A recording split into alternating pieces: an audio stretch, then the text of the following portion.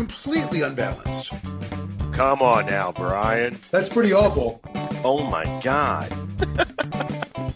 He's unbalanced. This guy is a lunatic. These men lived in a much different time. God, we got some kooky people back in this time. It's not obvious that we are professionals. You're not paying attention. We know what we're doing. But I'm serious. Can we start already? Hello and welcome, Unbalanced listeners. This is Unbalanced Views of History, a mostly American history podcast. I'm your host, Brian. I'm a history nerd. In each Unbalanced episode, I read a fascinating and usually little-known story from history to my friend Mike, who comes into each episode completely ignorant, both to the topic and pretty much in general. Welcome, Mike. How we doing? Well, thank you. That's a great introduction. I appreciate that. I'm doing well. How's everything else? How's everything in your world? Everything is fantastic. I'm very excited that for this story this week, we are joined by a very special guest. So that's pretty exciting. Since he started out in Baltimore in 2003, comedian and actor Larry XL has been performing in numerous venues and comedy clubs all over the United States and Canada as both a headliner and opening for the likes of big comedy stars like John Witherspoon, Roy Wood Jr., Ralphie May, Vanessa Mitchell, and our personal favorite, Charlie Murphy. He has also been heard on XM Satellite Radio.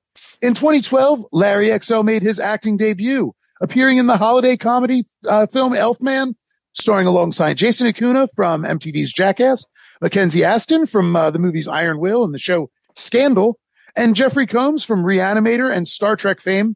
Larry XL, it is my great pleasure to welcome you to Unbalanced Views. How you doing? Good. Really, really excited to have you here this week. And that was a much better introduction than I got. So I'm already a little jealous. It sounds actually better than it is. I was like, if you had accomplished half as much, we'd have a better intro for you. All right. So you didn't ask me for my bio. I'd have given you my bio too. So with that said, gentlemen, Larry, we do a little thing to start each episode where like to ask each other, what's your sunshine this week? Larry, as the guest, you should go first. Got any sunshine? What's my sunshine? What do you mean by sunshine? What's good in your life? That.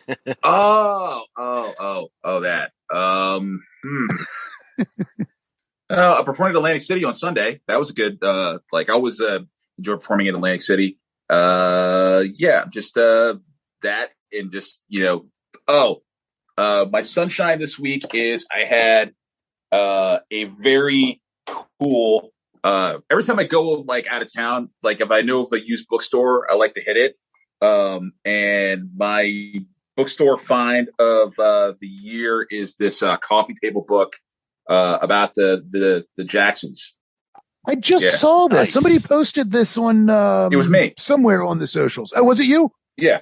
Oh, well, there you go. I was like, I saw. I was like, somebody posted. I saw that. I was like, oh, that's cool. Oh, very cool. Yeah. Yeah, I'm a big music and pop culture history buff. So anytime I get a book that kind of does a deep nerd dive into anything that I'm remotely interested in music wise, I got to pick it up. Very cool. Yep. I just sent my uncle for his birthday a really cool book that was basically Michael Oakes. I think it was his 100 favorite record album covers, and so the whole book was just album art and sort of the story behind it. So it included things like Andy Warhol's Velvet Underground cover, and the banana and all that. Yeah, if there's not an Ohio Players album in that list, then it is highly suspect to me because those are some of the best album covers of all time. Well, I think it was all just stuff that was in Michael Oakes' collection. So Phil Oakes' brother, Michael. So I think it's basically just his private collection. So I think it's probably pretty limited. I don't know. My uncle called me and was like, this is awesome. So, I'm a good nephew. That's all I know. Okay. All right. So Mike, how about you? Sunshine. Let's see. I picked up a few more clients, small business owners, helping them scale and grow in my consulting business. And then other than that, let's see. My daughter is doing well in school, which is surprising because she's my daughter. Fair point. With the exception of one thing, which is Spanish class. But, what can you do? She's in the 7th grade. All right. That's it. Well, good. All right. I have, I'm going to keep mine really simple because my favorite football team, shit the bed this week. I decided to celebrate by buying a new hat. I like it. So, there you have it. I've got a new hat. That makes me happy. And I'm wearing probably my favorite Star Wars t-shirt, with all the bad guys as, remaking the Queen, Bohemian Rhapsody album cover. So speaking of album covers. Anyway. All right. So with that all said, since this is our fourth full story at this point, every story sort of breaks down as we know, but fourth full story, we're going to do something completely different. We have thus far, well, not you, Larry, but we have thus far examined a story about a charismatic cult leader, a couple of African prince slave traders, and we did a murder mystery in Chinatown. And all of these stories have had at least one thing in common, and that is people are the main characters in all of them. Today, our main character is, in fact, not a person. In fact, our main character is technically not even alive. It exists in that space somewhere between being alive and just being like a chemistry set. So our main character does not have the capacity to reproduce itself alone, though it does so once inside a host. Our main character in this story is called Variola Major, but at parties, it introduces itself as Smallpox. So fun stuff. I thought you were going for like a Max Headroom thing. Now I'm disappointed. We are going to do a story about smallpox. So it seemed like a perfect episode. Larry, you're a funny guy, and smallpox is no laughing matter. It seems like the perfect episode to have you on. We're going to need all your comic relief. Well, I mean, I don't know. Like, I mean, polio's making a comeback. Why not smallpox? I would be a liar if I said that, the past couple of years of Hell Planet that we've been living on didn't influence my choices in any way. Surely, things like COVID have reinvigorated my mind to think about things like diseases in a way I hadn't really much before. So, anyway. So I'm going to start. I want to do a little background on smallpox because it's a word we all know, but most of us don't know much about it. I apologize in advance because I will have to describe at some point the symptoms and all that, but bear with me. This is going to be a really cool story once we get to the story and not just this is why smallpox sucks part of the story. Okay. So are we ready? Are we ready for a wild romp through smallpox? It's going to be a good time. Yeah. Sure. Yeah. All right. So naturally occurring smallpox has been eradicated globally. The last known naturally occurring case was in 1975, and the World Health Organization declared the virus was eliminated in 1980. So the last U.S. outbreak was in 1949, which is sort of terrifyingly recent when you really think about it. But the smallpox vaccine was the very first vaccine ever developed. In fact, it's where we get the name vaccine. Because it was developed from cowpox, and vaca being the Spanish word for cow, and I think it's really derived from the Latin, but so it comes from cowpox, vaccine comes from vaca. So that's how the word even kind of comes into existence. And this was in 1796, which is insane. Edward Jenner, who invented this, or at least is credited with it, he inoculated an 8-year-old boy named James Phipps with cowpox, and he recovered with a much milder version of the illness. And then he exposed this 8-year-old boy rather unethically to smallpox, but no infection occurred, right? It was 1796. You don't have ethics. They hadn't developed that yet. So, at least not medical ethics, right? So Jenner wasn't really the first one to do this. He had kind of noticed that milkmaids and things like that would get cowpox all over their hands, but then would be immune to the smallpox outbreaks. And a lot of country doctors had kind of figured this out, but they'd never really scientifically studied it. They just kind of, deduced it intuitively. So that's why we credit Jenner as the guy, because he's the first one to scientifically do it. He's actually a really interesting guy. He kind of dies poor and in some ways, lauded for his discovery, but also vilified. A lot of people were really terrified of it, of the idea of vaccination. And he spent his whole life actually trying to vaccinate the poor and never really taking any, making any financial gains from the vaccine, which is again, also kind of remarkable. So he dies in poverty, but he vaccinated a bunch of poor people, which is pretty cool. Anyway, by the late 19th century, people started to realize that vaccination did not confer a lifetime immunity like getting smallpox does. And so revaccination was required. By 1967, the WHO decided to launch a worldwide campaign to eradicate the disease, to kind of eliminate these problems of re-vaccinations and all that. The whole project cost $100 million, and it took about 13 years, which is about $800 million in today's terms, which is slightly less than the cost of signing Patrick Mahomes and Mike Trout to their contracts. So a pretty good deal. And, as I put here, a little bit less than about a third of what the Pentagon spends every day. The project has, since it was enacted, saved roughly 150 to 250 million lives. So, just like the Pentagon, it has been really good for human life. Before vaccination, there was a predecessor called inoculation, or for smallpox, more accurately, something called variolation. Smallpox probably is the greatest scourge in all of human history. Scientists estimate that it emerged alongside the very first agricultural societies, like 10,000 BC. And evidence of the disease even exists on mummified Egyptian pharaohs, like Ramses V, who died in 1156 BCE. So, it's been around human beings pretty much as long as we have lived in communities and stopped migrating, following our food. It was described in texts in ancient texts in China, in ancient Sanskrit, in India around the same time, around the 12th century BCE. Smallpox was introduced into Europe sometime between the 7th and 5th centuries BCE, or to put this historically, somewhere between Nebuchadnezzar building the Hanging Gardens of Babylon and Homer writing the Odyssey and the Iliad. So that's when smallpox comes into Europe. Come on, this is fun stuff. Smallpox. I love how you just assume that we just know the exact dates of those events. Right, that pinpoints it.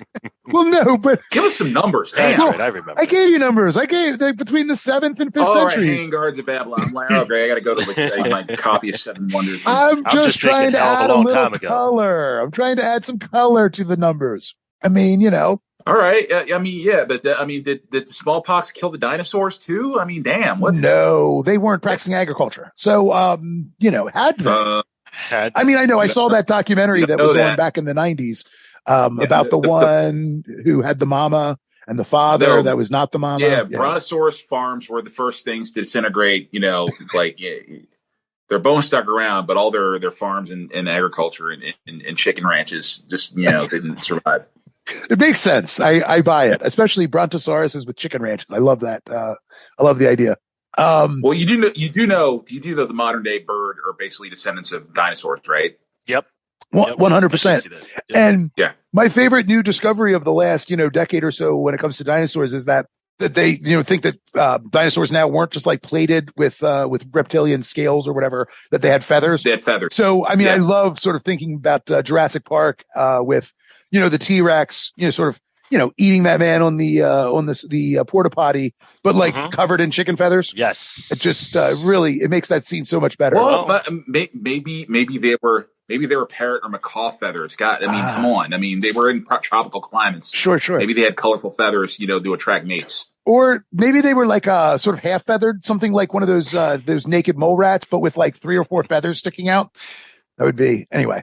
Yeah, good stuff. Yeah.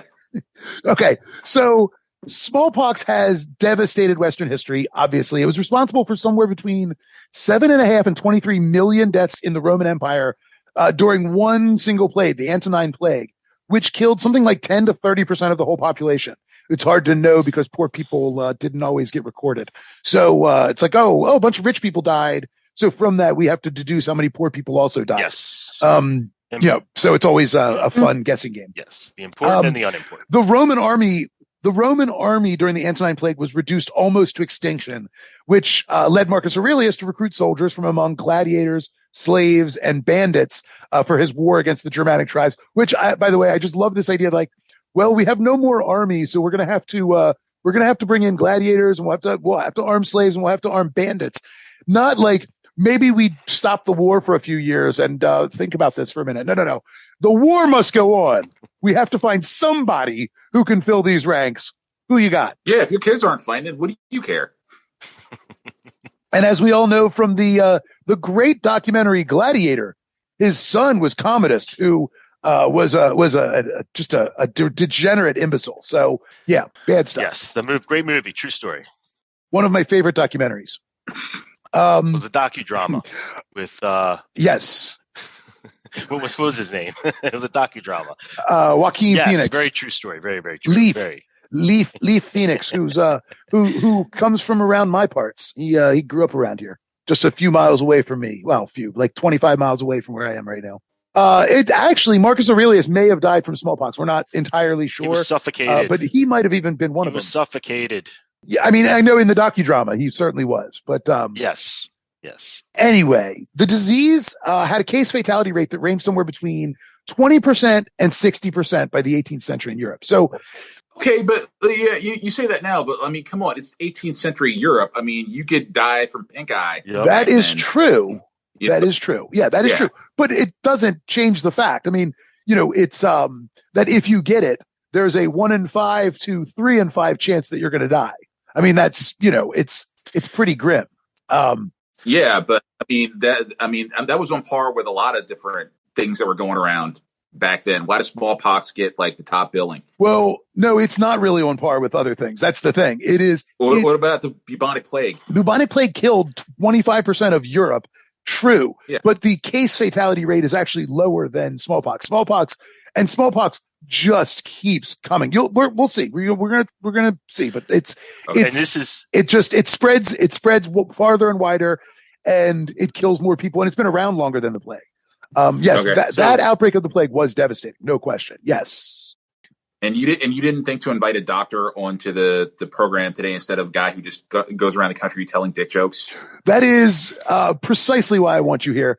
This podcast needs more dick jokes. Okay.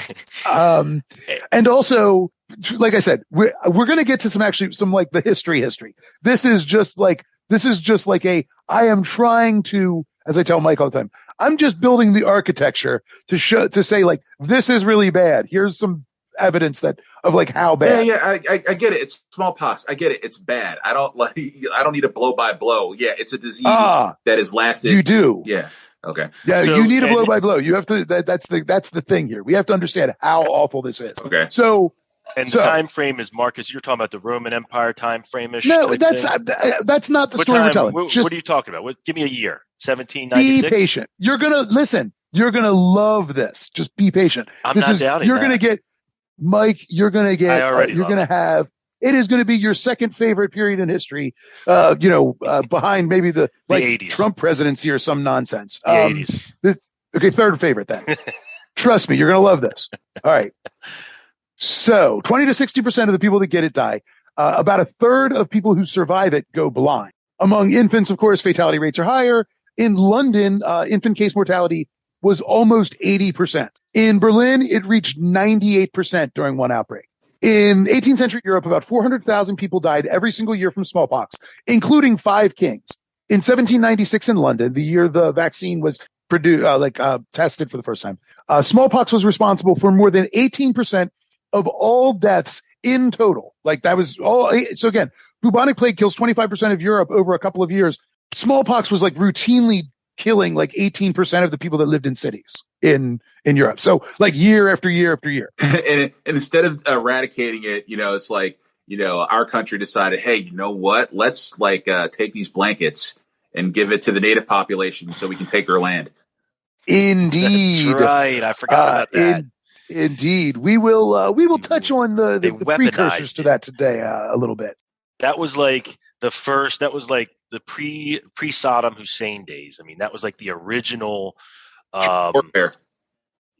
Germ warfare. That was the original germ warfare. Yeah, biological agent.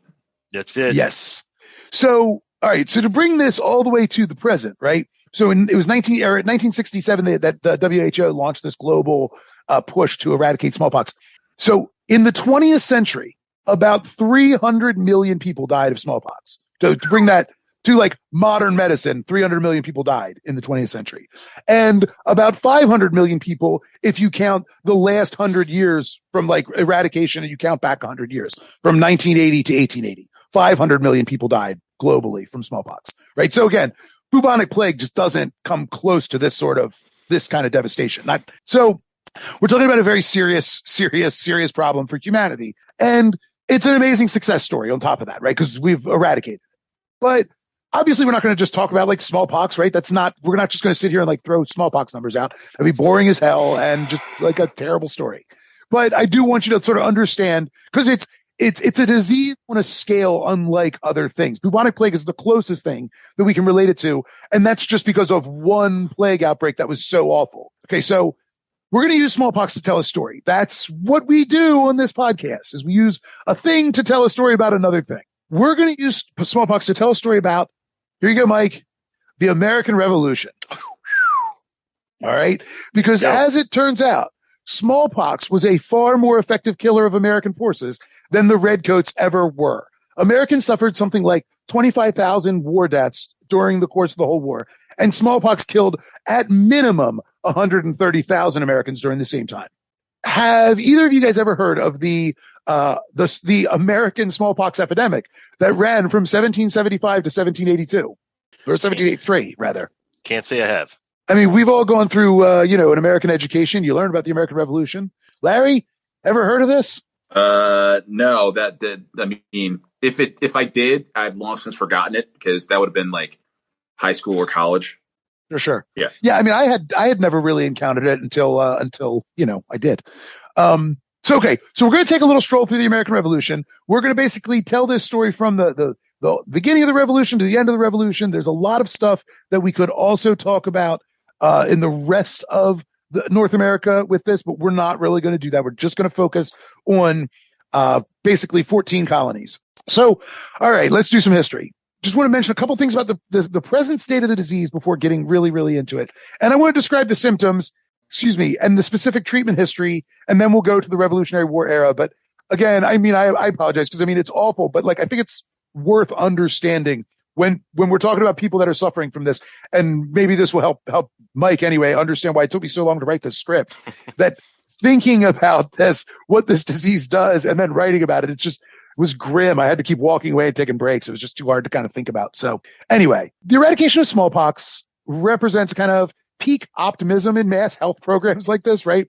Officials really were like optimistically saying, after eradicating smallpox, they kind of thought they're like, all right, we're going to do this for everything. We're just going to like wipe out diseases. And literally some of them wrote articles about a world without viruses, which is bananas. So, here's the thing. Smallpox is eradicated, but even that might not be secure today. Like, smallpox could still come back. And here's why. Because we kept samples of it? Yeah. Yes. Do you know this? This is wild. So the WHO established that there were going to be just like 2 repositories for the virus. So scientists could study it and maintain it and develop more treatments if they ever needed them. One of those repositories was the CDC, and the other is a place called Vector in what was then the Soviet Union, and is now Novosibirsk, Russia. I apologize to our Russian listeners, of which we have, I think, 6. So that's cool. It's impressive. So my apologies, Russian speakers, because I know I butchered that. Anyway, the plan was to destroy all the remaining live virus samples in 1999. It was going to be the first time in human history that human beings knowingly annihilated another species. However, about 2 months before that, and Larry, do you know this, or you just sort of know it vaguely? 2 months before the destruction date, the United States announced it was going to retain some of the virus for further study. And so, of course, then Russia said, well, if they're not destroying theirs, we really don't feel great about destroying ours, because, they gestured at everything. So there have also been rumors about rogue samples like obtained on the black market and whatnot, but there are only 3 like sort of well-documented occurrences of verifiable kind of concern since 1999. One was in 2019. There was an explosion and fire at Vector, the Center for Virology and Biotechnology. But it occurred in a different part of the facility.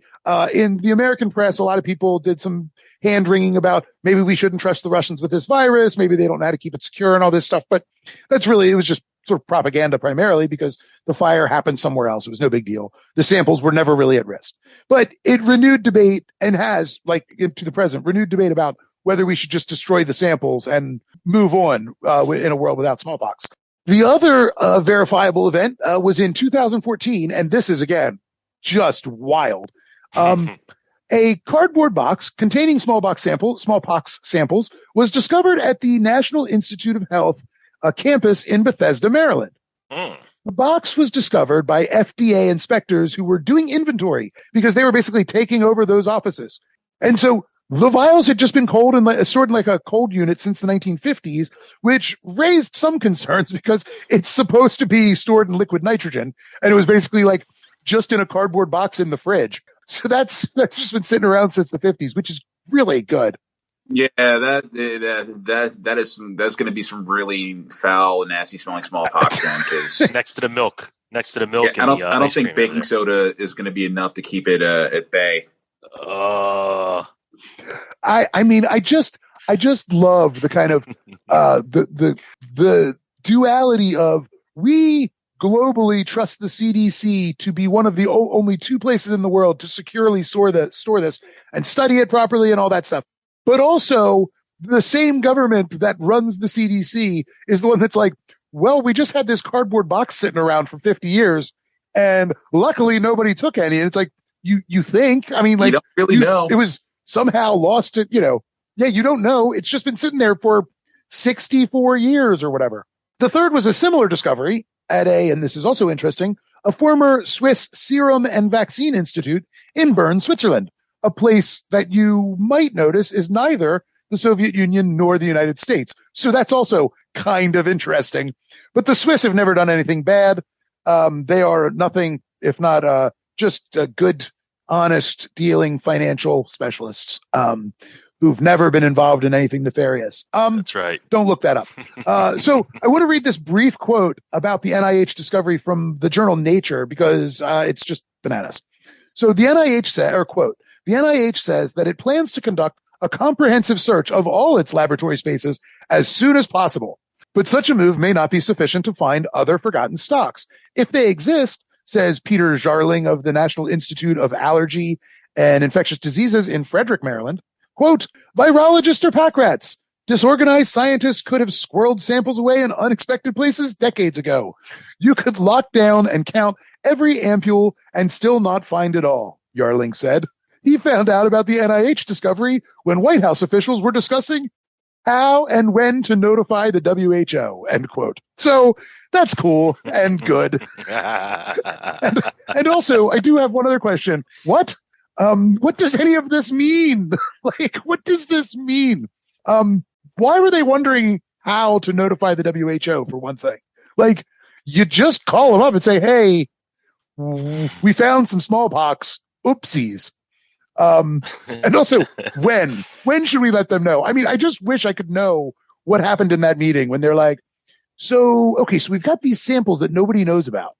I mean, we'll have to let the WHO know at some point, but when do we do that? And what should we do in the meantime? It's like every case where a celebrity was found dead. Like whoever finds him is like, should we call the police? Not yet. If you look at any documentary, any one of those, the Final 24, whatever they call those things, like the last day of every celebrity's life, it's like they're found dead, and then they'll call the agent. Yeah. Call his agent. Right. See what we should do. Right. Yeah. What? All signs of a perfectly good, healthy society, I think. let's clean the place up first. Yeah. Make sure my prints aren't on it. I guarantee you, somebody just is like, should we eradicate smallpox? Well, no. Let's put a couple vials away because we never know if we're gonna have like a war of the world situation where we have to, fight off an alien invasion with a common cold or something. Sure. Or just like we need to like throw all of our diseases at it. Sure. We've got these blankets on hand just in case. Yeah. Yeah. So the variola major virus is transmitted through tiny droplets in the breath. The word droplets is one that I've heard an awful lot in the last couple of years, and probably heard like twice in my entire life before COVID. So I'm very familiar now with the droplets in breath whole idea, but it's also transmitted through scabs or other bodily secretions. So variola in its aerosolized droplets only survives like 24, 48 hours outside the body. But in scabs or on clothing or in cloth, it's a really hardy virus. Depending on heat and humidity, it can survive somewhere between 2 and 4 months. So this makes it especially dangerous, right? Typical incubation period, once it's in your body, takes between 10 and 14 days. The first symptoms commonly appear like 13 days after exposure. So that 2-week time frame, we're going to sort of talk about a few times during the course of all this. So Early symptoms like look like a bad case of the flu, right? Headache, backache, vomiting, fever, general discomfort, even anxiety are common. The headaches and backaches are excruciating, and the anxiety that it causes can actually be so severe that many victims actually die within days just from the stress before they even develop like the characteristic pox on their skin, which again, I mean, it's just wild to me that a virus can make you so anxious that you die from it, that you die from anxiety. The first fever, that initial fever, usually vanishes within like after like maybe 2 days, 1 to 2 days. And this actually fools a lot of people into thinking that they had the flu or a cold. And a lot of people will go back about their business on the third day, which is great because they're highly contagious.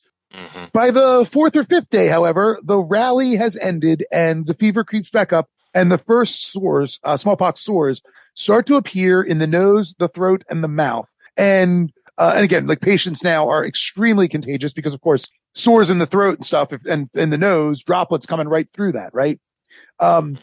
Within just like 24 hours, the sores will spread from the mucous membranes to the skin surface. For some people, the sores will erupt inward, like subcutaneously. And for these people, they will die almost like within days. They will bleed from the gums, the mouth, the eyes, nose, from other orifices, as all their sores are internal and just, it's awful. Most times, of course, the rash erupts outward into painful pustules, and they most often will concentrate on like the worst possible places: palms, forearms, soles of the feet, and then face, neck, and back. Basically, like all the most painful places you could possibly get them. I mean, soles of your feet. I mean, you just imagine, right? So here's when you can actually start to make a prognosis about how it's going to turn out. If the pustules are separated, they don't run together into like a single mass, the patient will usually survive, although they can go blind, like a third of them do. Confluent smallpox is when the pustules all kind of form one solid kind of oozing mass. And about 60% of patients with this presentation will end up dying.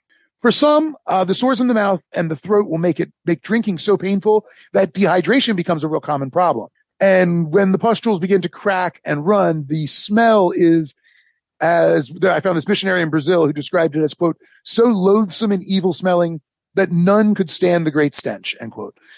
If permanent damage to the eyes occurs, this is where it happens, when the sores start to like crack and run.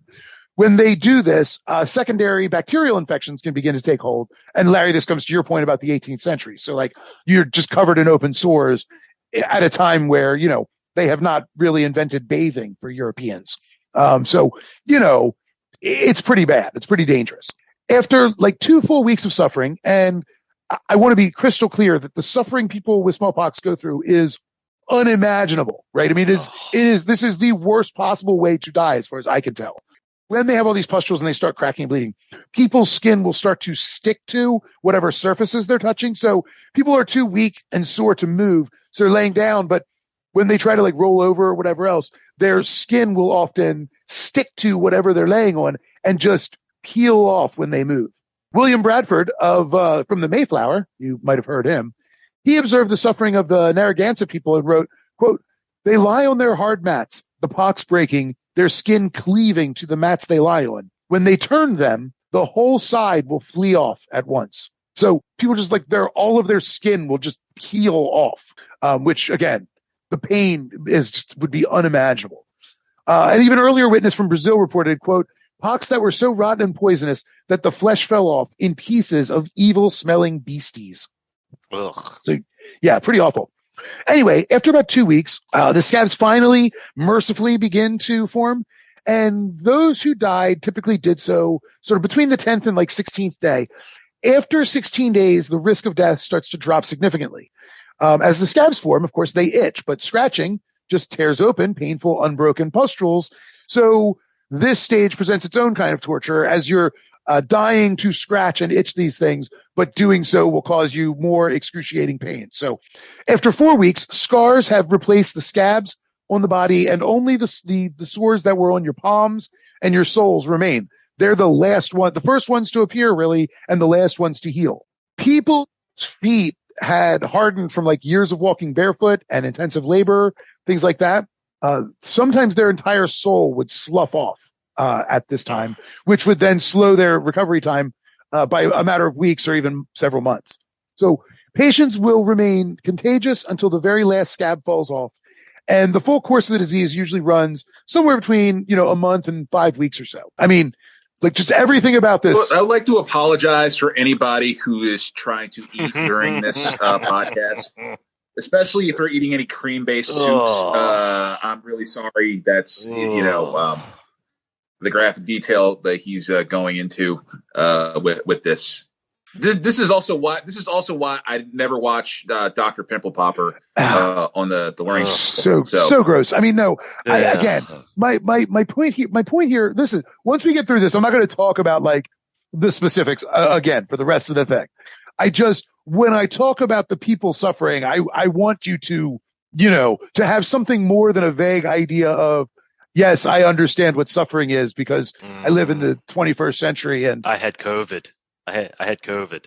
And Starbucks got my drink wrong. No. I mean, no, that is not to say no. People suffer very much like today, but like this is a very unique kind of agony that people deal with. Coffee wrong, man. That's fucked up. And I hate to bust your bubble, but people still suffer like that, in second and third world countries too, when they don't have access to water, medical help and water and in sterile environments.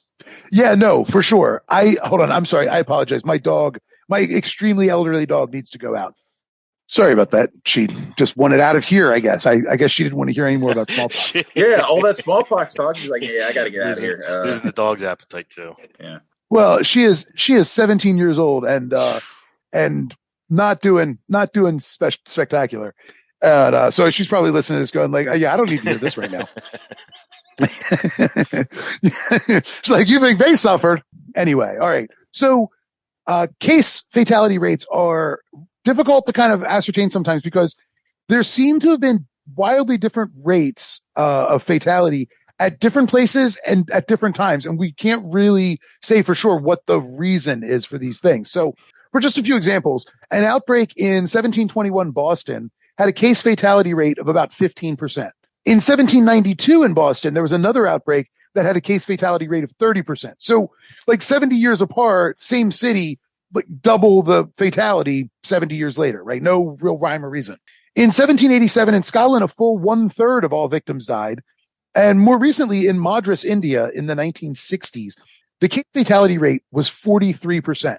It's just, so there's just really no rhyme or reason. I'm just going to go out on a limb and say the reason that it's so like the numbers fluctuate is because it's the 1800s. There are no calculators. That means somebody had to go and manually count. And I get after like the first like 4,000 or 5,000, you're like, you know what? I'm just going to round up and just guess the number for like it's 14 grand. You count I did it. You want to go back and check? Nope. Maybe. Yeah, there's probably some truth to that. There's probably some truth to that. Although in some cases, like in 1721 Boston, the city's pretty small. There's not that many people. So calculating that rate is pretty easy because you're like, you actually can like name them all. But again, when you're talking about like, only 200 people caught it, 15% of them died. You're like, well, 200 people, you can count that. We're not talking about having to figure out, like you said, 14,000 or whatever. So yeah, for sure. Some of the circumstances depend too. It's harder to calculate things probably in the middle of a war than it is to figure out things like at peacetime, right? So we also know, of course, like this is kind of obvious, but case fatality is found, the highest case fatalities are like for those who are under the age of 1 and over the age of 45 and among anyone who's pregnant. And I found this one really staggering. Like about 75% of early term pregnancies and early term, in this case, we're dividing pregnancy in half, like the first 4.5 months to the second 4.5 months. About 75% of early term pregnancies would spontaneously abort. About 60% of late term pregnancies did too. So there, an unbelievable number of pregnant people. If you get smallpox, you lose the pregnancy. Of the babies that were born, 55% would die within the first 2 weeks. 50% of pregnant women who were infected would develop something called hemorrhagic smallpox, which had a case fatality rate over 96%. So half of the pregnant women that get smallpox develop this specific kind of smallpox, and then 96% of those die. I mean, it's so like Inevitably, if you get that, you die. Yeah. And it's a 50-50, right? And then finally, famine, malnourishment, and thirst also lead to worse outcomes. And the thirst part is especially telling because it's a disease that makes it incredibly hard to drink. Ugh. So people get dehydrated just because it's so painful to drink anything. And then that actually increases the chances that you're going to die. So it's kind of, it's kind of a tough thing there. So now, okay, we have a good idea of understanding what we're dealing with here. So with all that out of the way, we're going to begin our revolutionary tale with a quick story about a guy that I assume you've both heard of. Although the original diary pages are damaged, so we don't know the exact date, we think that around September 28th, 1751, a 19-year-old named George Washington left Virginia with his 31 or 32-year-old half-brother Lawrence and sailed for Barbados to try and ease Lawrence's consumption. This is back in the day when, like, if you got tuberculosis, which is consumption, they'd usually send you to some different climate thinking a better climate would resolve that problem, right? So what was his health plan? Like, what kind of PPO did he have that he's like, oh, you're sick, you know what, you need to go to Bahamas? Well, you don't need a health plan when you're as rich as the Washingtons. Yeah. So the brothers in the ship makes that a rough journey. They as they got close to the Caribbean, they faced like a full week of like gale force winds and terrible storms. There was a hurricane that was as they were getting close to Barbados, a hurricane was striking Jamaica and Cuba just ahead of their arrival. So the storm was probably passing right over in front of their path as they came through, and so they got pelted by the outer bands of the rain and wind, and they finally kind of disembarked on November 2nd, 1751, in Bridgetown, Barbados.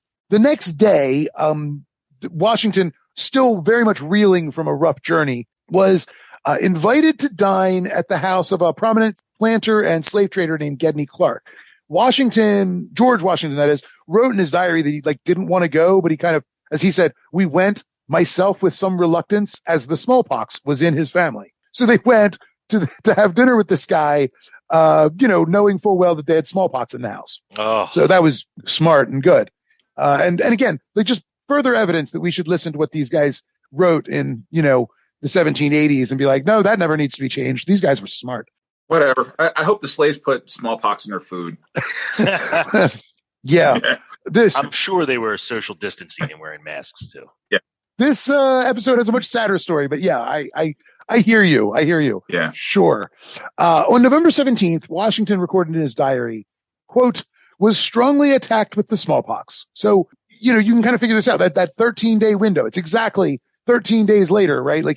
14 days later, rather, he's writing that he's got a case of he's got smallpox. So that incubation period, 12 to 14 days, right there. So we know he got it at that house. I mean, we can pretty much assume that. He didn't actually write any more entries in his journal. So that was November 17th. The next journal entry is December 12th, when he had recovered enough to write. So it kind of wiped him out for a month. The climate did not help his brother either. On December 22nd, George decided to return to Virginia, and Lawrence decided Bermuda might offer better results for him. So he went off to Bermuda. Lawrence eventually returned back to Virginia in July of 1752 in order to die at home from tuberculosis. For his part, though, it seems like George Washington may have dealt with a milder strain of the virus because he was left with just a few light, mild scars on his nose. And most people who sort of go through the pox end up, they're pockmarked, for life. And he barely was. So how much George Washington's experiences with smallpox may have influenced his decision-making in later years, we obviously have no idea. But we do know, because of his previous bout with smallpox, he had lifetime immunity to the disease. Because once you get it, you never get it again. There's a possibility that it might have left him sterilized. We don't know for sure. There's some conflicting claims about this, but we know that he and Martha never had any children. And there are some claims that he fathered an illegitimate son named West Ford with an enslaved woman named Venus who belonged to his brother's widow. But even this is a bit unclear. There's some solid evidence, but then there's some evidence that doesn't match up. We just don't know yet. But anyway, Martha also may have been injured during the birth of her fourth child from her first marriage and could have been unable to get pregnant again. So, I mean, there's a number of reasons that they may not have had children. It's hard to say. we don't have the DNA evidence like we do with the child rapist Thomas Jefferson, where we have the DNA, right? Like He raped children? when he started forcing his the slave Sally Hemings to sleep with him, she was 14. Ah, I didn't know that. I didn't know how old she was. I knew he had sex with his slaves. I mean, like, yeah, but like, first of all, like, I'm saying it's still horrible, but usually in that era, by the time you're 14, you had a house and a mortgage and 3 kids, and like, Well, that's because you could buy a house with a handshake. you died at 30. You were lucky if you lived at 32 in that era. Well, Yeah. so there's a weird thing about this because there's the whole like life expectancy is like 40, but if you account for all the people who die before the age of 5, because like so many kids just died, right? Like they just didn't make it till past 5. But if you take them out of the equation, you go, okay, well, let's not count all the kids that die in childhood diseases because like the life expectancy then was like 66, 67. So not it's kind of normal, I mean, not far afield from modern standards. Wait, life expectancy was 67. Well, it was it was in the upper 60s. If you What year? In this, like in the Revolutionary era, there's a caveat. Made it past childhood. For people who make it past the age of 5, life expectancy is about 66 or 67. So if you can get through the childhood diseases, you like on average would live like a normal length of normal life to 66 or 67 as an average. So again, that's a huge caveat because of course, like, the reason life expectancy is like 40 is because so many kids died like under the age of 5, but you factor those out and you just say, okay, so for everybody who celebrates a 6th birthday, how long did they live? The life expectancy goes up to like 66 or 7. So, I mean, again, it's not like modern, but it's not that far off. I mean, it's much more, people live longer than I think we usually think they did. You just had to make it today to like 1st grade. If you get to 1st grade, you're good. Hold on a second. You there? Yeah. All right. So what was the average life expectancy during the Revolutionary War? According to Google, it was 35. Okay. But again, yes. But if you factor, like I said, if you look at just children who make it to the age of 6, and then you say, okay, so for all the kids that make it to 6, what's the life expectancy for them for the rest of their life? For all of them, their life expectancy is like 66, 67. So no. There's no woulda, coulda, shoulda. Well, no. Right. But what I'm saying is that no. Yes, if you're averaging everybody together, sure. Yes, very short lifespans. Look, however, it's easy to cook the numbers when you you take away like important parts of data. It's like, well, if you take all the kids that died at 5, that life expectancy is things. Well, you know what? If you exclude the people that work back-breaking jobs 7 days a week, the life expectancy goes up to 100. No, right. I'm not trying to do that. That's not what I'm trying to do. Yeah. What I'm saying is that everybody that lives to adulthood has a pretty good chance of seeing their 60s. You know what I mean? Like anybody that's still alive as an adult has a good chance of seeing their 60s. Part of what brings that average down so far is the tremendous number of infant mortalities and childhood deaths. So that's what skews the number. So if we just hey, don't forget senseless gun violence. Well, the Revolutionary, I mean, you could shoot at each other from like 10 paces and miss. So, because muskets were, wildly ineffective, but wildly inaccurate. Yeah, no, I mean, I'm not trying to cook the numbers here. Yeah. That's not my goal. My point was just that what you're saying is absolutely true. Yeah. But also when we're dealing with anybody who has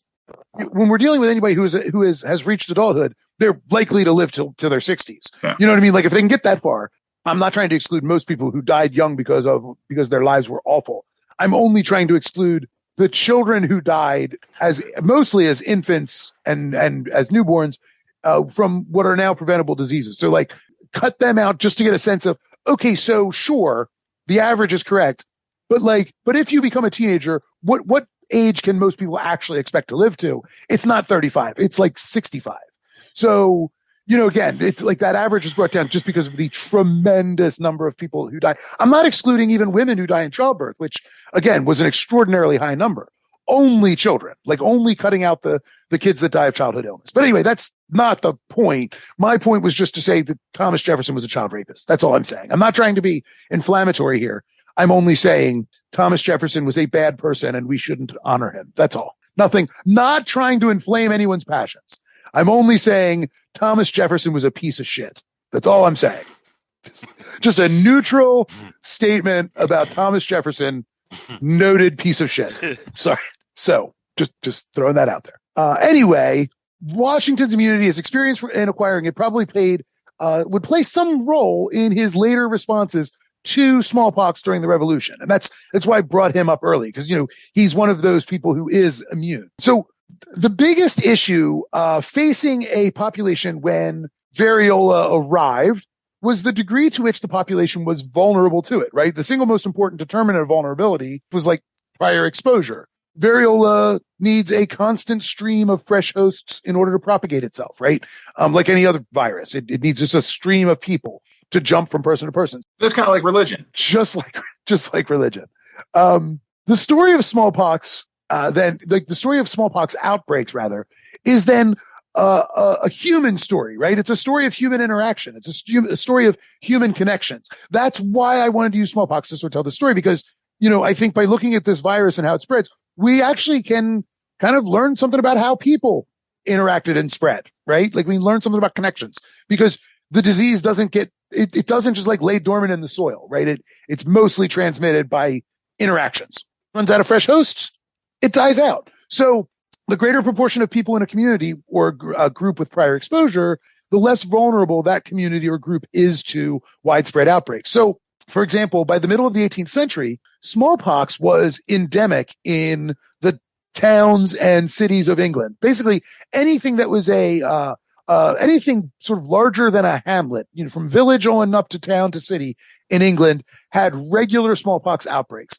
And so this kind of ends up meaning that there's a widespread immunity. Lots of people die. 18% of the population dies from smallpox. Like 18% of all the deaths, rather, are caused by smallpox. But for all the people that survive, there's lifetime immunity. So when you constantly have the disease circulating in the community, you sort of constantly have a pretty good percentage of the population that's immune to it. And this matters for a variety of reasons. It means there's people who can care for the sick. It means there's people who can continue to make things function properly when there's an outbreak and all of that stuff, right?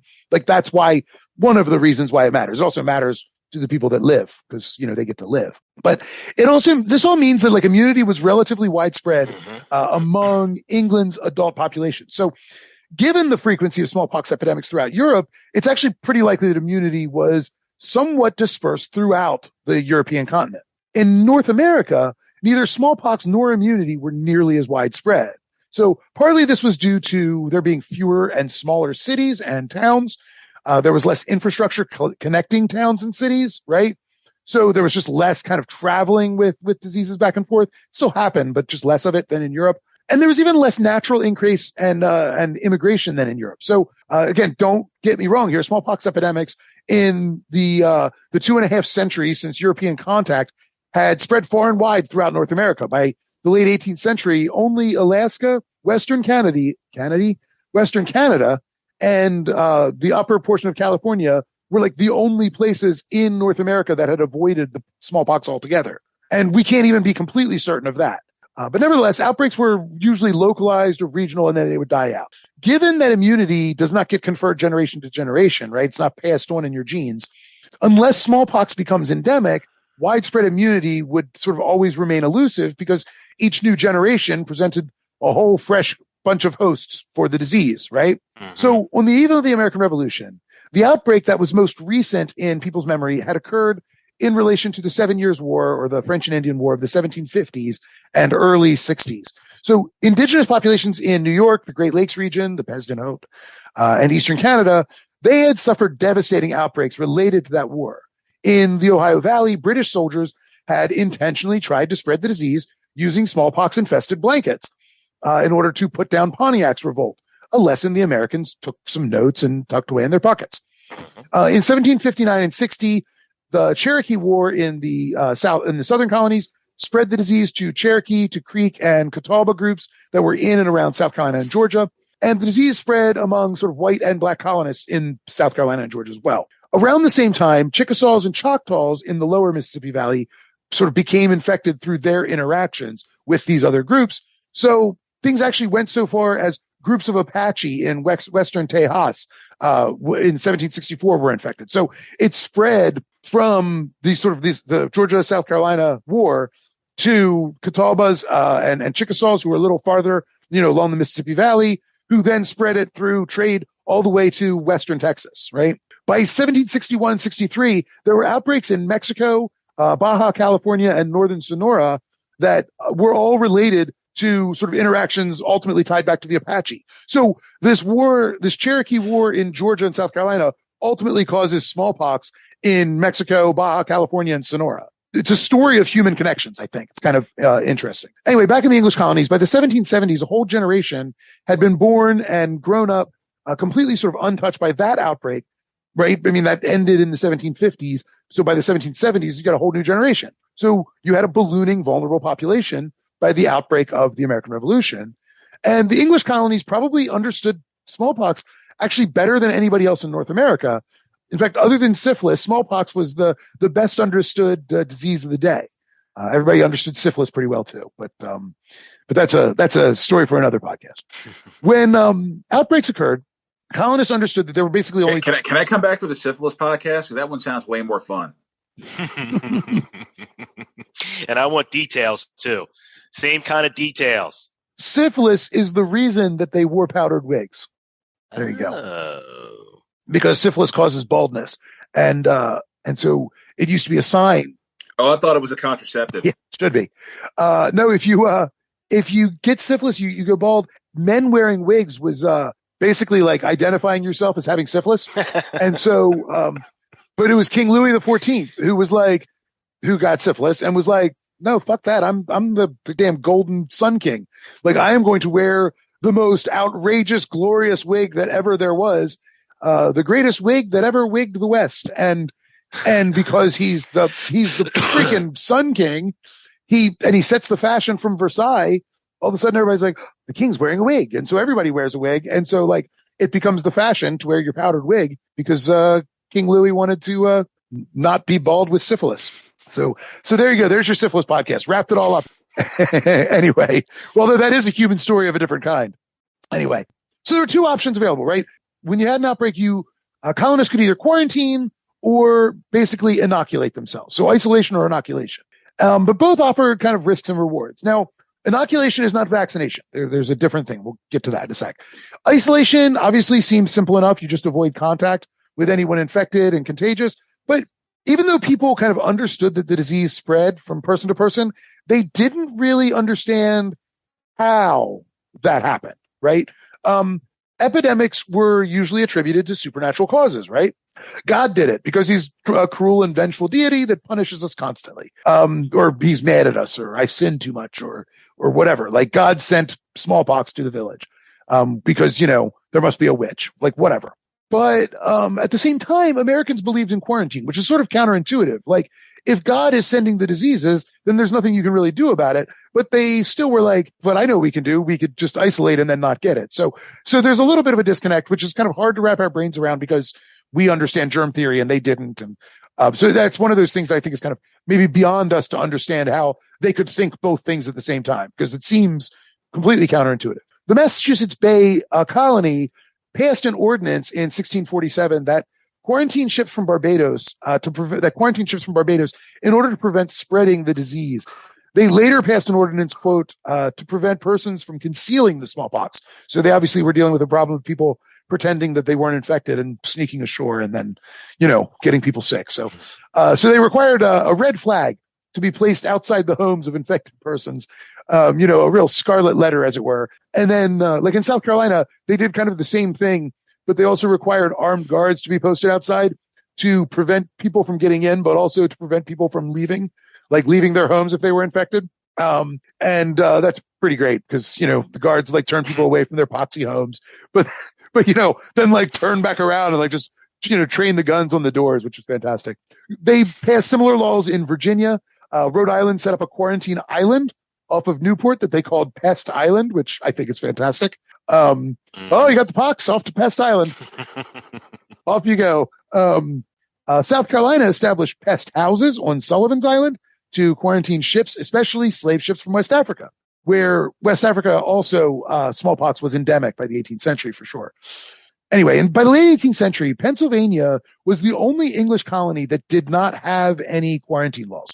Rather than quarantining in place, many residents took flight in order to avoid the pestilence. During Boston's 1721 epidemic, 900 of the 10,000 or so citizens fled to the countryside. So about 10% or just under 10%. When smallpox struck again in the 1750s, about 2,000 of the 15,000 residents fled the city. The greatest risk with flight was, of course, that many of the people who fled were already infected, but because of the 2-week-long incubation period, like they just didn't know it, even though they were already contagious oftentimes. They just thought, like, I've got a bit of a cold, I better get out of town. On the other hand, inoculation was also a risky alternative to flight or isolation. So the practice had long been used in Asia and in Africa, I mean, for like hundreds of years, but it was completely unknown in Europe until the 18th century. Several sources actually describe the practice after 1700 for the first time. One of the most famous was from a Puritan minister, a pretty well-known Puritan minister, Cotton Mather, whose his father, Increase Mather, was involved in the Salem witch trials. Not as a good guy that said this is silly. Anyway, he was involved in those witch trials, by the way, while president of Harvard. So again, Harvard has always done the right thing in all cases. Cotton learned of inoculation from his slave, a guy named Onesimus. Yeah, that's right. Cotton, the Puritan minister, learned about inoculation from his slave, who told Cotton that, quote, he had undergone an operation which had given him something of the smallpox and would forever preserve him from it. So Onesimus then explained to him, they cut a slice, in the case of Onesimus, it was a slice in his arm. They cut about a 1/4 inch or 1/2 inch slice on their arm, and then they would take a thread and run it through a smallpox pustule and then drop the thread into that cut. That's sweet. That open wound. Cotton Mather convinced Zabdiel Boylston, as like Boylston Street fame, to try the operation during the 1721 outbreak in Boston. During that epidemic, the case fatality rate in Boston was 15%, but among those that were inoculated, the case fatality rate was only 2%. So it worked. And to this day, scientists don't quite understand why it works, but it does. Inoculation or variolation was a pretty terrifying prospect, right? Especially in those early years. And we're going to look at John Adams, who was inoculated in 1764, to sort of get a sense of what this would have been like. So doctors at the time, they would start patients on a strict dietary regime. In Adams' case, different doctors did different things, but like Adams was prepared, quote, by a milk diet and a course of mercurial preparations till they reduced me very low. So they made him drink mercury until he was essentially poisoned. And was so you could have milk and mercury to prepare to be inoculated, which seems like it would make things worse, but somehow they still managed to come through. Adams went in with his brother. They were inoculated together. And he wrote to Abigail, his then fiance, and said, that's wonderful. Like he and his brother took regular vomits, which is not surprising given that they're drinking mercury. But even worse, it wasn't even the mercury that did it. Like he wrote to Abigail and he said, like, and obviously he was like in pretty good spirits. He said, did you ever see two persons in one room? And this is a wild word. He says, ipecacuanad, as in they took ipecac together. They're taking peyote. I assure you, they make merry diversion. It's peyote. We took turns to be sick and to laugh. Yeah. He would be sick while I laughed at him. Then I would be sick while he laughed at me. Yeah, they were college age at that time, weren't they? Yeah, about that. And also, I cannot emphasize enough how there was absolutely nothing to fucking do in the 18th century. So like taking every drug I could get my hands on back then. Laughing at a dude vomiting is like, I mean, that is like, about as exciting a month as you're going to get. That was awesome. Years later, sitting around the fire, they're like, you remember that time we threw up? Kids today. That was hilarious. They don't know a good puke when they see one. Boy, good times. Those years, we just don't have times like that these days. I mean, so some of his other letters to Abigail also sort of reveal that he's clearly suffering the classic symptoms of mercury poisoning, like his teeth are all becoming loose in his head. His food was limited to, quote, abstinence from all except the cool and the soft, which I love. Like his doctor's like, well, so while you're sick, you're only allowed to eat things that are cool and soft. Like, but they don't have ice cream. They don't have refrigeration. You know what I mean? Like, so cool and soft. I don't even know what that means exactly. Porridge. cold porridge, like shitty cold soggy. porridge. Yeah. I mean, good times, man. Like, That's lovely. you ever leave some like grape nuts out? Yeah. You put your milk in, you forget you made them, you come back, you got a bowl of grape nuts that's, 3 times bigger. Yeah. That's what they're eating. That's apparently, I guess, the best they got. You gotta understand, like the majority of the food back then was crap anyway. Well, sure. Fair point. I mean, you boiled everything. Yeah. I mean, they had to cook something over fire, right? So, the steak. They had to eat steak. Yeah, but that was for Sundays. That was your Sunday meal. Yeah, sure. So, Larry, the first story that we talked about, it was in the 1830s.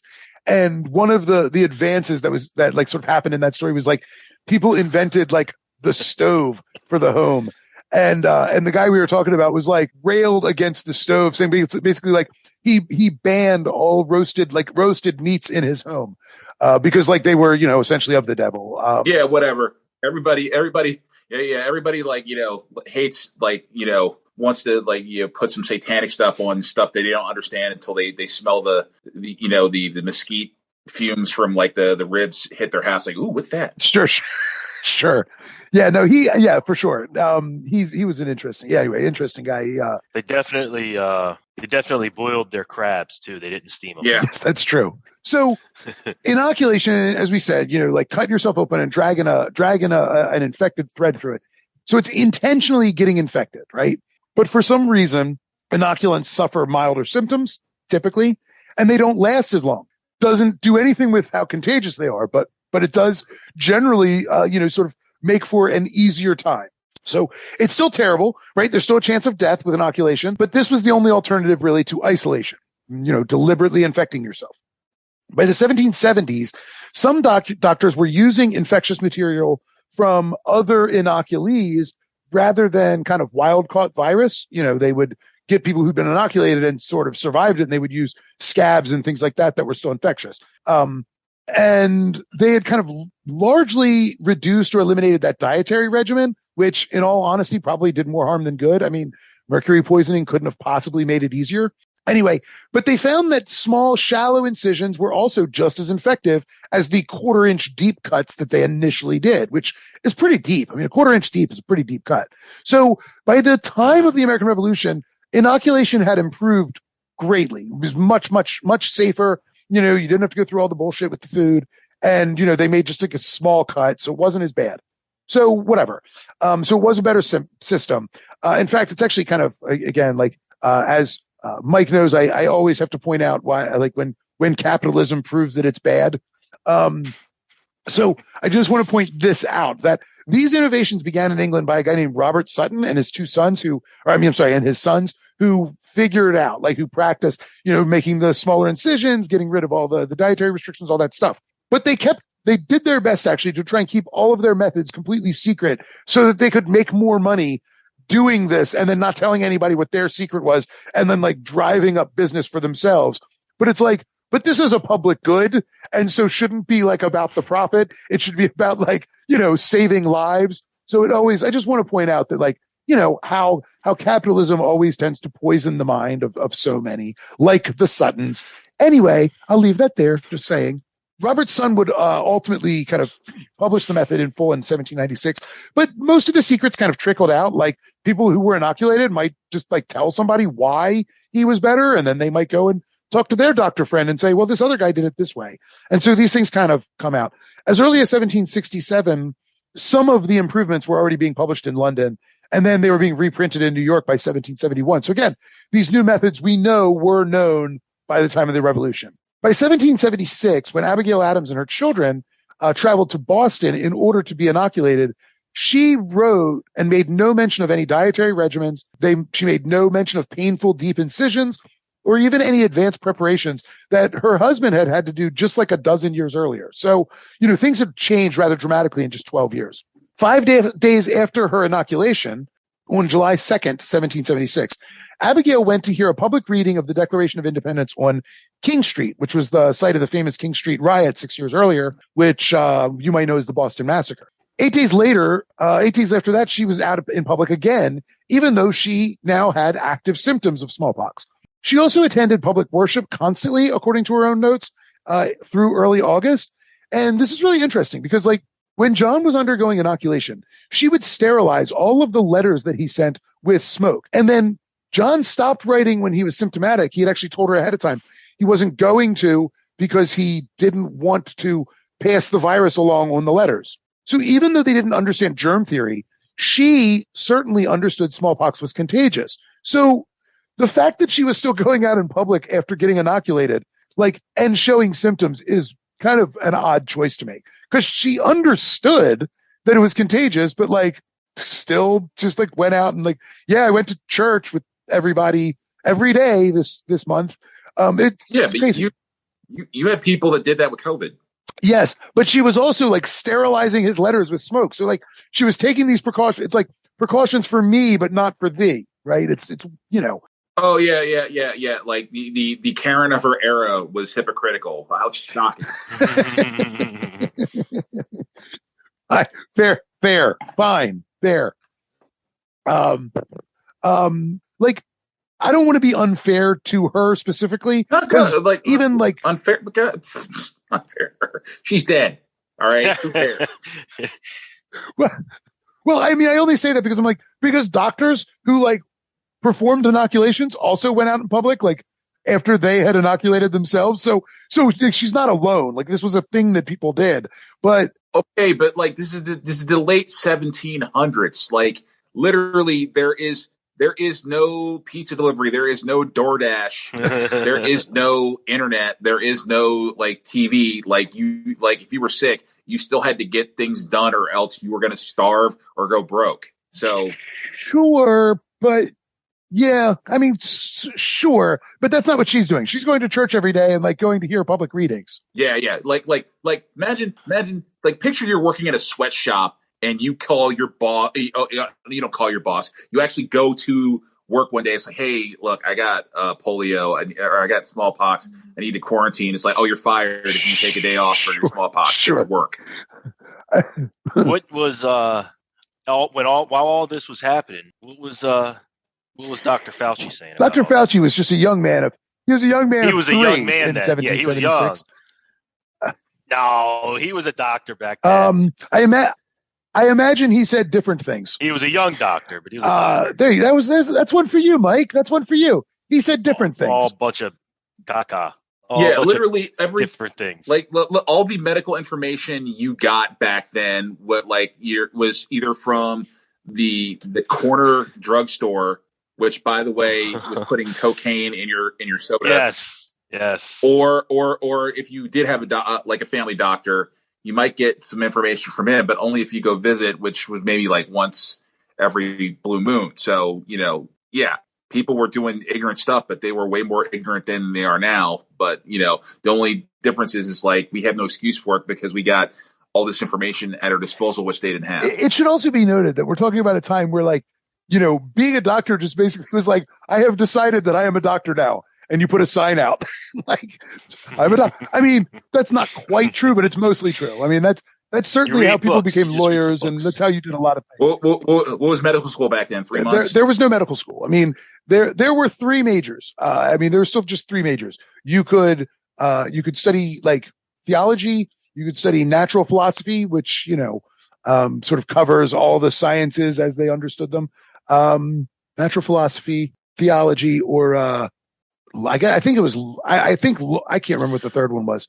Anyway, but none of them were medicine, because there was no such thing. I mean, we're talking about a time where we're about 100 years from where surgeons and barbers were the same people. You were a surgeon barber, and it was considered a super low class. Sure. It was considered a low class trade. That is what the red and white stripes on a barber pole are for, to indicate the surgery and, shave, haircut, and surgery. It was 1765 was what? First medical school was established in 1765. Yeah. College of Philadelphia. Please tell me. We're going to talk about that.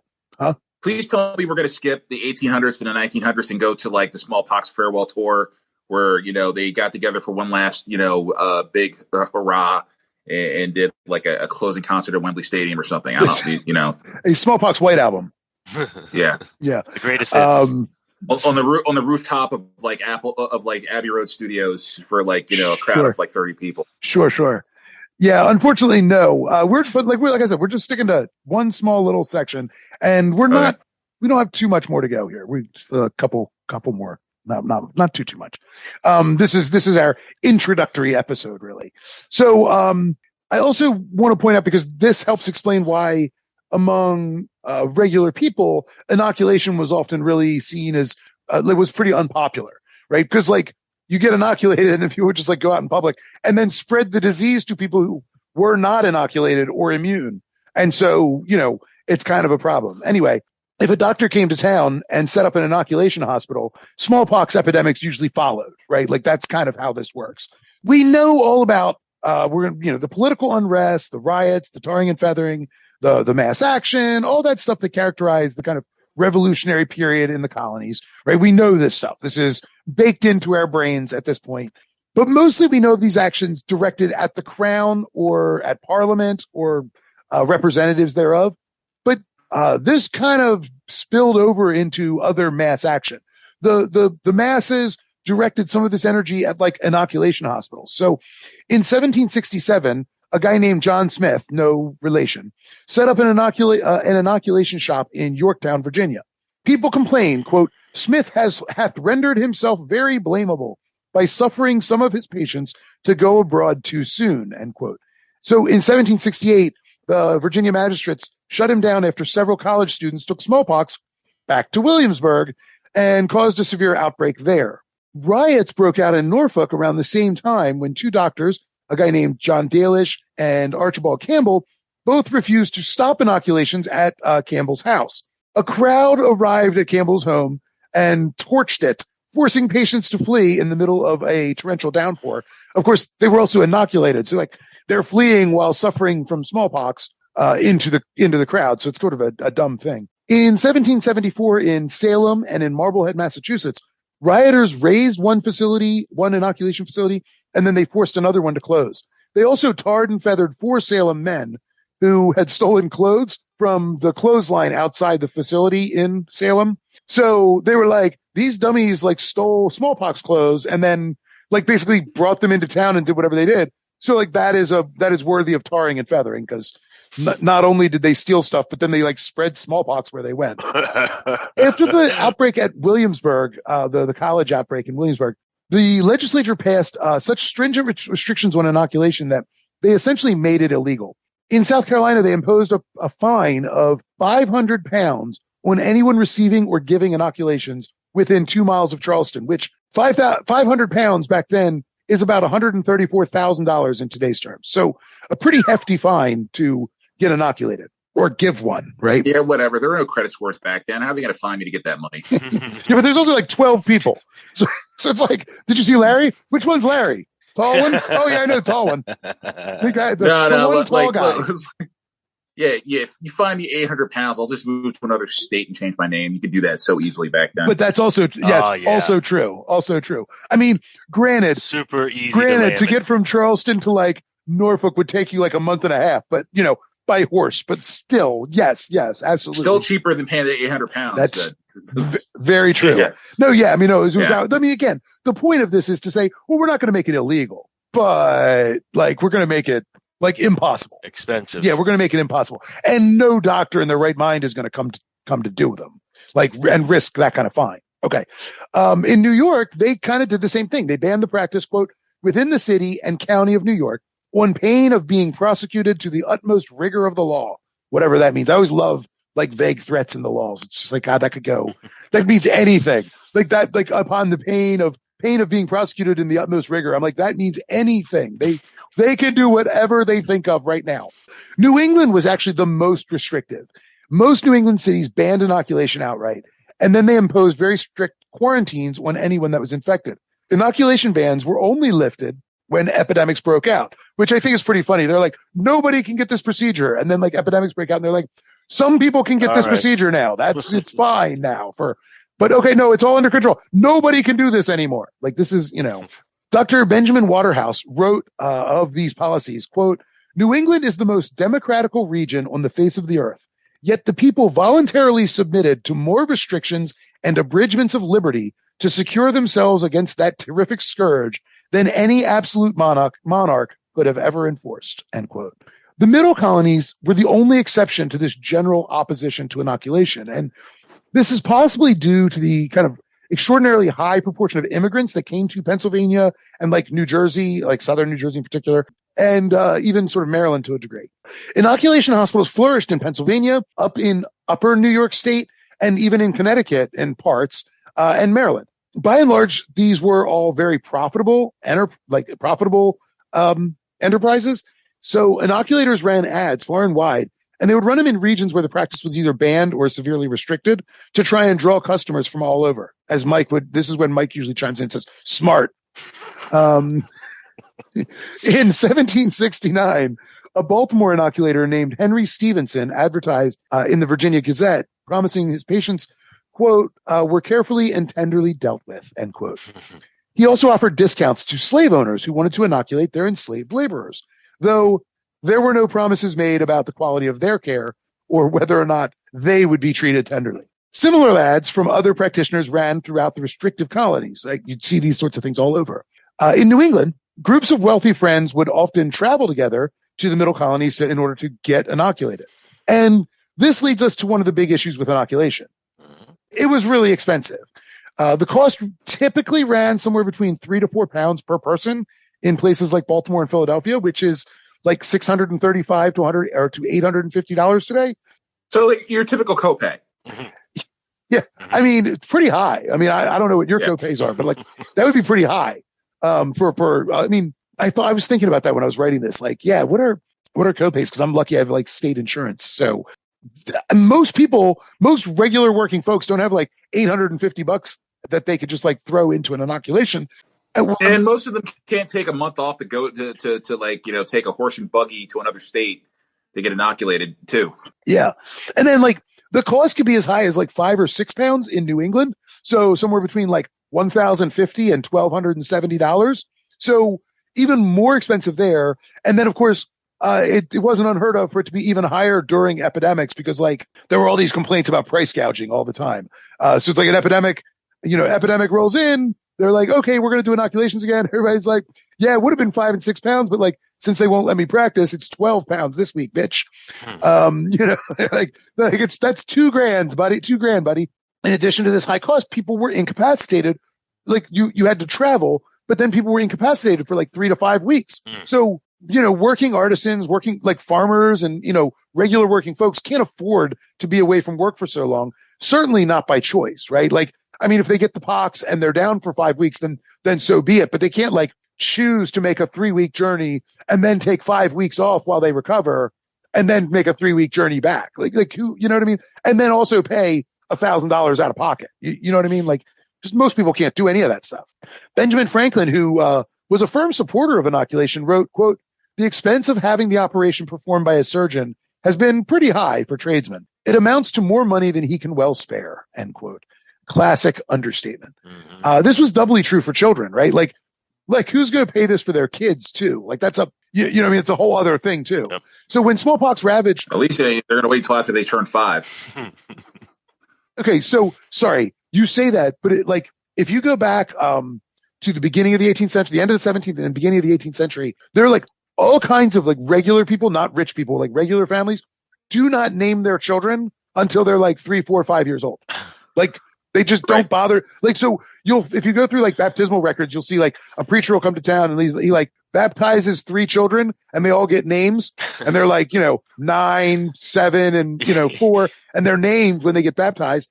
And then like, he's also doing like 2 funerals for the other kids, like posthumously, they've already been buried. So they're doing like, they're going to like bury these other 2 unnamed children. So yeah, that is like not uncommon. Like people knew. They're like, well, I'm not going to get too attached to this kid because good chance he won't be here. So I'll get attached when he's 5. Plus, I mean, people were getting married at 16 and they were like, like popping out a kid every 10 or 11 months because somebody had to work the farm. They were baby makers. So right. That's all they did. Yeah. They were that. And also it should be noted, there's literally nothing to do in this time. So like bucking is like the only thing there is to do. So people are like, well, what should we do today? Yeah, especially if you can't read. Well, right. People are like, what? Well, I mean, but even if you could, you couldn't afford a book. So So it's like, what should we do today? Well, do you want to try like puking and laughing at each other? No, I'm kind of tired of doing that. You want to fuck? Yeah, I guess we'll fuck. I mean, like those are your choices. It's those, it's that. Tell that kid, the unnamed one, tell him to get out of the room. Hey, you 4-year-old, get out of here. I don't want you. You might get sprayed with some pox. Anyway, good times back in the 18th century, man. It was a good time to be alive. Sorry for all that. So, okay. Anyway, so when smallpox ravaged Philadelphia in 1774, it took some like 300 people's lives, and quote the chief among them were the children of the poor people, according to Ben Franklin. So you can really understand why the masses kind of rejected opening inoculation hospitals, right? It's fine for rich people, but regular folks were just like, no, you can't do that to the rest of us. So those hospitals just sort of allowed the wealthy a chance to avoid the worst dangers of smallpox. But as Abigail Adams' behavior indicates, it also allowed them to spread the disease sort of far and wide, and to spread it among the most vulnerable who could never get inoculated. So working people didn't exactly reject inoculation out of ignorance or superstition, as many people have kind of suggested.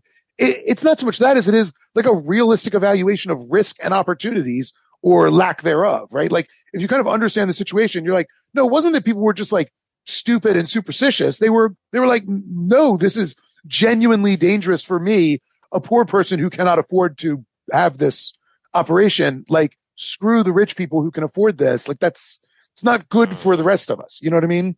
Anyway, by July 3rd, 1775, when George Washington arrived and assumed command of the now Continental Army in Cambridge, Massachusetts, the Anglo-American colonists were a kind of a patchwork of like immunity and vulnerability, right? Most of New Englanders, who made up nearly all of his force, were vulnerable to smallpox, which was a fact that was made even more concerning by the fact that smallpox was raging at that time in nearby Boston.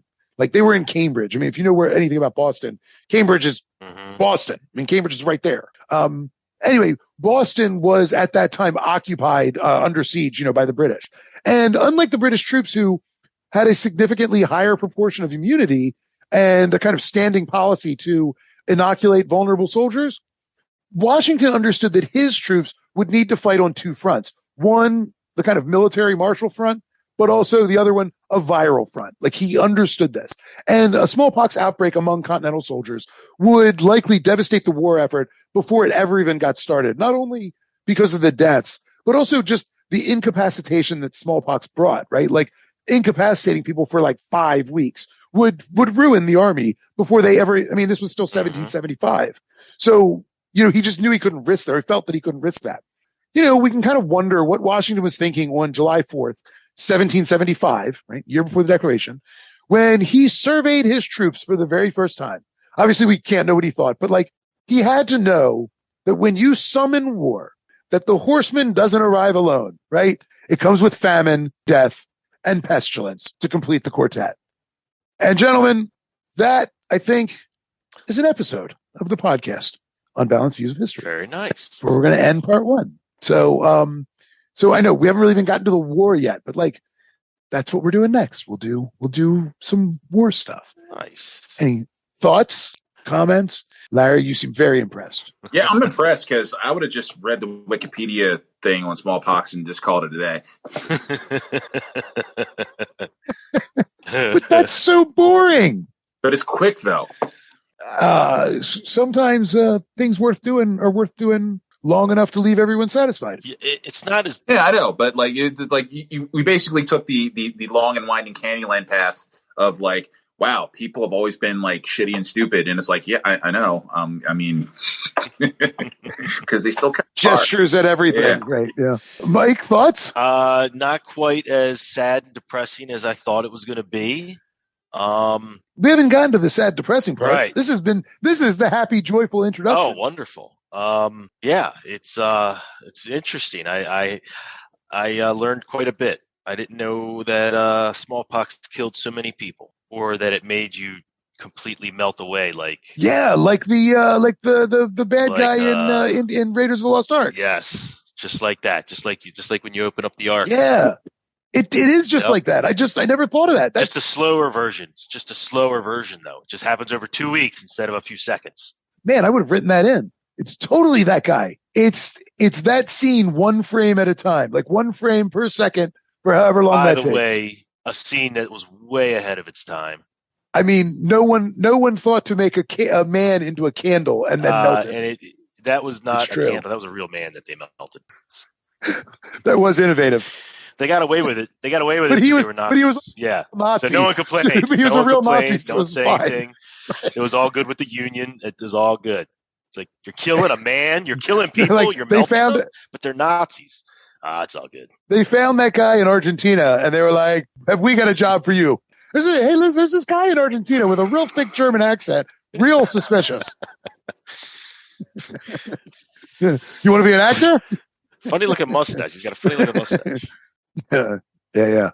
Good times. So Larry, do you want to plug your pluggables? I know you've got some shows coming up. Yeah, you can follow me on Larry XL on Facebook and Twitter, and comedian Larry XL on Instagram. Any shows coming up? Yeah, I am. What is that? I'm at the Church of Satire in Hanover, Pennsylvania, September 30th and October 1st. And then October 8th, I am at Westville, New Jersey. It's a wrestling venue that's going to be converted into a comedy club. And then October 14th, I'm going to be at the Comedy Works in Bristol, Pennsylvania. Very nice. Very nice. Church of Satire. Somebody else is playing there that I know. Another Baltimore guy. Tom Meyer? No, I've known Tom Myers for years. Yeah, so Tom Myers, that's what it is. Tom Myers. He's a pretty funny guy. Yeah, he is. He's definitely a character. He's got a podcast that's I don't know. He's an interesting dude. Yeah. I mean, I don't want to inside baseball or anything. I just was, he's an interesting guy. The other guy from Baltimore that I have to say I really do love is Stavros Halkias. No, I don't know Stavros. Yeah, I mean, yeah. There's I'm surprised you don't know Mike Stork. Yeah, that I was gonna say that sounds really familiar, but I'm not familiar.